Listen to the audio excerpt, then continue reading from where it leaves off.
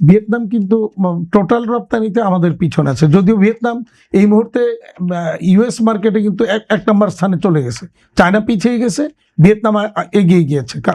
আবার ওখানে আমরা 3 নম্বরে আছি। ইউরোপ মার্কেটে আমরা কিন্তু এখনো 2 নম্বরে আছি, যদিও আমাদের এক্সপোর্ট ডিক্লাইন করেছে, কিন্তু আমরা 2 নম্বরে আছি, চায়না 1 নম্বরে আছে। তো এখন ভিয়েতনাম কিন্তু আস্তে আস্তে এগিয়ে যাচ্ছে। হয়তোবা আমরা যে অবস্থা দেখছি, Vietnam as a whole Vietnam 1 নম্বরে চলে যেতে পারে, যেহেতু চায়না আস্তে আস্তে কমে যাচ্ছে। বাংলাদেশ সেখানে দ্বিতীয় স্থানটা হয়তো ধরে রাখতে পারবে, কিন্তু এর মধ্যে আবার ইন্ডিয়া যে টার্গেট করেছে 2030 সাল নাগাদ $100 বিলিয়ন রপ্তানি টার্গেট নিয়েছে। তো সেই টার্গেট যদি তারা ফুলফিল করার জন্য এগিয়ে যায়, $100 বিলিয়ন যদি নাও হয়, বাংলাদেশ যেখানে 38 বিলিয়ন, এর আগে 42 বিলিয়ন থেকে নেমে এখন 38 বিলিয়ন, সেইটাকে যদি আমরা বাড়াতে না পারি, আর ইন্ডিয়াও যদি পিছন থেকে এগোতে থাকে, তাহলে একটা সময় দেখা যাবে যে আমরা ইন্ডিয়ারও পিছনে পড়ে গেছি। আসলে এই যে তথ্যগুলো আসছে, পরিসংখ্যানগুলো আসছে, তখন একটা চিন্তার ছাপ চলে আসে যে ভিয়েতনাম 1 নম্বরে, ভারত আবার 1 নম্বর 2 নম্বরে চলে যাবে। তাহলে বাংলাদেশকে এই অবস্থায় এই মুহূর্তে বাংলাদেশের পোশাক খাতকে স্ট্রিক্টলি তাদের জায়গা ধরে রাখার জন্য কি করতে হবে? প্রথমত হলো বাংলাদেশ ব্যাংক যে উদ্যোগটা নিয়েছে, আমরা সাধুবাদ জানাই, যে বন্ধ কারখানাগুলিকে চালু করার। আমি বিনীত অনুরোধ করব বাংলাদেশ ব্যাংক বা মাননীয় প্রধানমন্ত্রীকে, বাংলাদেশ ব্যাংকের গভর্নর মহোদয়কে বিনীত অনুরোধ করব, ওনারা অন্তত বন্ধ কারখানা চালুর করার যে উদ্যোগ নিয়েছেন, এর পাশাপাশি চলমান কারখানা যেগুলি বন্ধ হওয়ার উপক্রম, বহু ফ্যাক্টরি নানা কারণে বন্ধ হয়ে যাচ্ছে। বসুন্ধরা ডায়াপেন্ট এখন আরো উন্নত। এই হট এয়ার থ্রো টপশিট দ্রুত শোষণ করে সোনামণিকে দেয় কোমল অনুভূতি। তাদেরকে একটু দেখে কার কি প্রয়োজন, সেই প্রয়োজনটা যদি মিটিয়ে দেওয়া হয়, তাহলে কিন্তু এই কারখানাগুলি বন্ধ হবে না। আমার হাতে এখনও এরকম অনেকগুলি ফ্যাক্টরি, যেমন একটা ফ্যাক্টরি, অনেক বড় ফ্যাক্টরি, 7,000 শ্রমিক ওই ফ্যাক্টরির, সেখানে তাদের 4টা একই কম্পাউন্ডের ভিতরে 4টা ফ্যাক্টরি, 4টাই কিন্তু বন্ধ হয়ে গেছে। কেন বন্ধ হয়েছে? প্রথমত হলো গ্যাস লাইন কেটে দিছে, দ্বিতীয়ত হচ্ছে তার অর্ডার কম, যে শ্রমিকরা নানা রকমের আন্দোলন করে নানাভাবে সেখানে অরাজকতা সৃষ্টি করছে, বিশৃঙ্খলা সৃষ্টি করে একসময় উৎপাদন কমতে কমতে এক পর্যায়ে গিয়ে তাকে বন্ধ করে দিতে, লস গুনতে একসময় বন্ধ করে দিতে হয়েছে। আর ব্যাংক তাকে ফেসিলিটি দিচ্ছে না, গ্যাস লাইন কেটে দিছে, এই সমস্ত নিয়ে সে তার আর এগোতে পারছে না।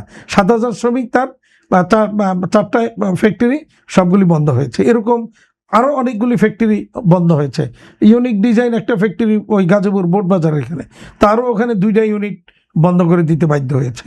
এরকম বড় বড় অনেকগুলো, তারও এরকম 3,000-এর মতো শ্রমিক, 2,500 থেকে 3,000 শ্রমিক, এইভাবে এরকম অনেকগুলি ফ্যাক্টরি কিন্তু বন্ধ হয়েছে, আরও হচ্ছে।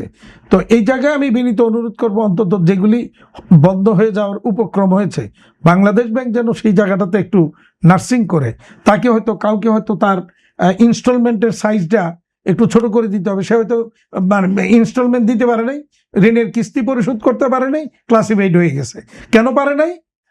তার যে ঋণের কিস্তির যে সাইজ, সে যেই পরিমাণ ব্যবসা করে, তাতে মাস শেষে ওই কিস্তি পরিশোধ করতে পারে না। তাহলে তাকে কিস্তির সাইজটা একটু ছোট করতে হবে, অর্থাৎ টেনিউরটা বাড়িয়ে দিতে হবে। 5 বছরের শিডিউল হয়তো দিয়েছে, সেটার 8 বছর লাগলে 8 বছর, লাগলে 10 বছর দিবে, তাহলে সে কিন্তু বেঁচে যাবে। কাউকে হয়তো একটু নতুন করে কিছু টাকা দিতে হবে, সহযোগিতা দিতে হবে, কারো হয়তো ইন্টারেস্ট রেটটা কমাই দিতে হবে। তো এরকম যার যেটা প্রয়োজন, তাকে সেটা দিয়ে যদি তাকে সহযোগিতা করা হয়, তাহলে কিন্তু সে বেঁচে যাবে। কারো হয়তো গ্যাস লাইন কেটে দিয়েছে, গ্যাস লাইন নাই, অথবা কারো গ্যাস লাইন আছে, সব আছে, গ্যাসের পর্যাপ্ত সরবরাহ নাই, উৎপাদন ব্যাহত হচ্ছে তার এখানে। এরকম নানা রকমের সংকট এখনো কি গ্যাস লাইনে পর্যাপ্ত সংকট আছে। যেমন আমার এখন এই মুহূর্তে কালিয়াকৈর, চন্দ্রা, কালিয়াকৈর, আশুলিয়া, এই জোনটার মধ্যে একেবারেই এখন চরম সংকট চলছে এই মুহূর্তে, সরবরাহ কম ওখানে। তো এইগুলি সব কিছু মিলিয়ে, এরপরে ব্যাংকিংয়ের অসহযোগিতা, তারপরে কাস্টমসের নানা রকমের অসহযোগিতা এবং জটিলতা, এরকম অনেক উদাহরণ আছে।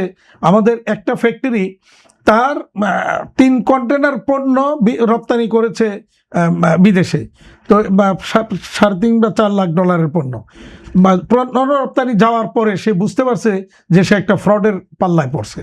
তখন সে সিঙ্গাপুর থেকে মালটা ফেরত আনছে।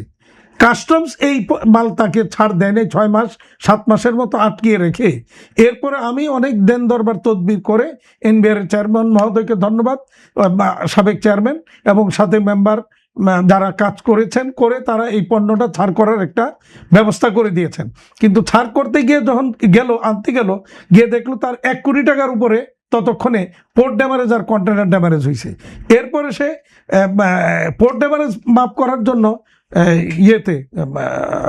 নৌ পরিবহন মন্ত্রণালয় তখনকার তৎকালীন উপদেষ্টার পিছনে অনেক দিন যাবৎ ঘুরছেন, এটা মাপ পান নাই। আবার এরপরে আবার এই সরকারের আমলেও ঘুরতেছে, মাপ পায় নাই।